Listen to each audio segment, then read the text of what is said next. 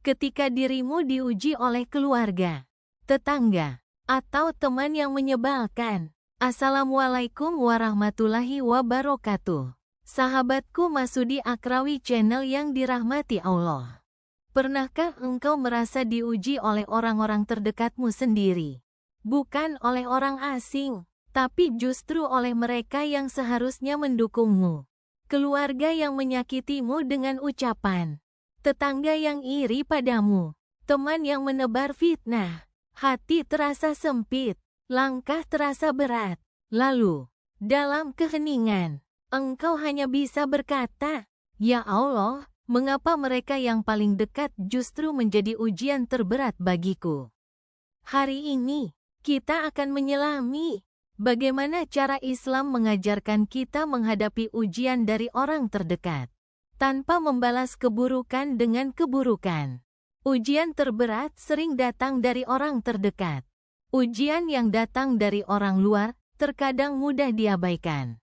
Tapi saat yang menyakitimu adalah orang tua sendiri, pasangan, saudara, tetangga yang tinggal berdekatan, atau sahabat yang engkau percaya, rasanya seperti ditusuk dari belakang. Ketika kamu berbuat baik, mereka membalas dengan sindiran. Ketika kamu diam, mereka menuduhmu sombong. Ketika kamu sabar, mereka menginjak harga dirimu. Tahukah kamu, Rasulullah pun diuji oleh orang-orang terdekatnya. Pamannya, Abu Lahab, justru menjadi salah satu musuh paling keras. Kaumnya mencaci, menuduh, bahkan mencoba membunuh beliau. Tapi bagaimana Rasulullah merespons? Dengan kelembutan, dengan kesabaran, dengan doa. Mengapa Allah mengizinkan kita diuji oleh orang terdekat? Sahabatku, pernahkah kamu berpikir, mengapa Allah mengizinkan dirimu diuji oleh mereka yang kamu cintai? Jawabannya sederhana namun dalam. Karena Allah ingin membersihkan hatimu dari keterikatan selain kepadanya.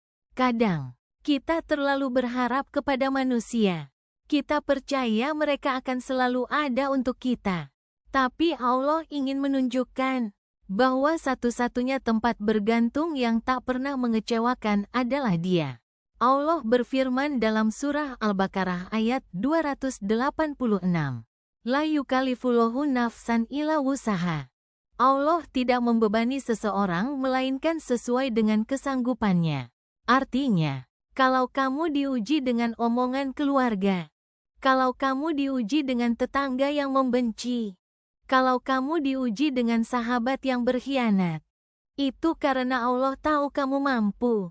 Langkah Islami menghadapi orang yang menyebalkan. Bagaimana cara kita bersikap? Apa yang harus kita lakukan? 1. Jaga lisan dan emosi. Jangan terpancing. Jangan membalas hinaan dengan caci maki. Ingat pesan Rasulullah.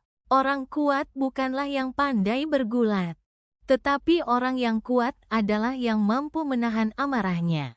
2. Berdoalah untuk mereka. Sulit, memang. Tapi itulah ujian terberat yang akan mengangkat derajatmu. 3. Ambil jarak bila perlu. Islam membolehkan menjaga jarak dari orang yang berbahaya bagi kesehatan mental dan spiritual kita. Tapi bukan berarti memutus silaturahmi. 4. Fokus pada kebaikan diri sendiri. Alihkan fokusmu dari perasaan dendam menjadi produktivitas dan kebaikan. Kisah-kisah orang solih yang diuji oleh orang terdekat. Nabi Yusuf alaihi salam dikhianati oleh saudara-saudaranya sendiri. Mereka melempar Yusuf ke sumur hanya karena iri. Asiyah, istri Fir'aun, suaminya adalah manusia paling kejam, tapi ia tetap teguh dalam iman.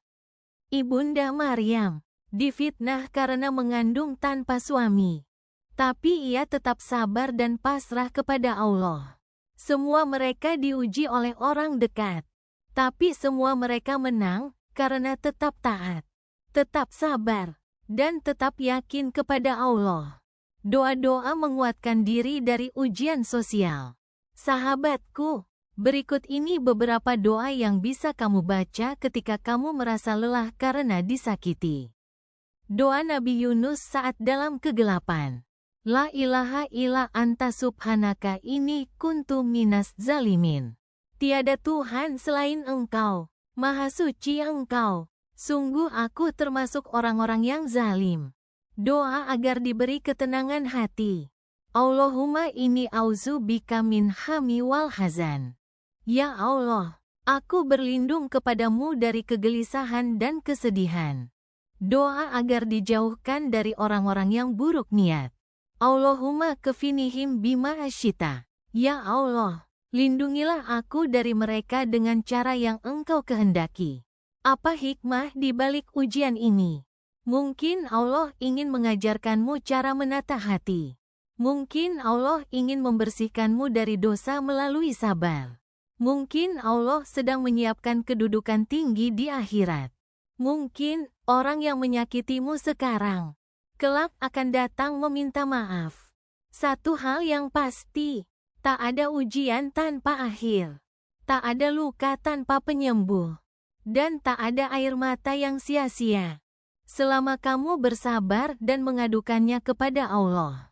Sahabatku yang dirahmati Allah, hari ini, kamu mungkin sedang diuji oleh orang yang paling dekat.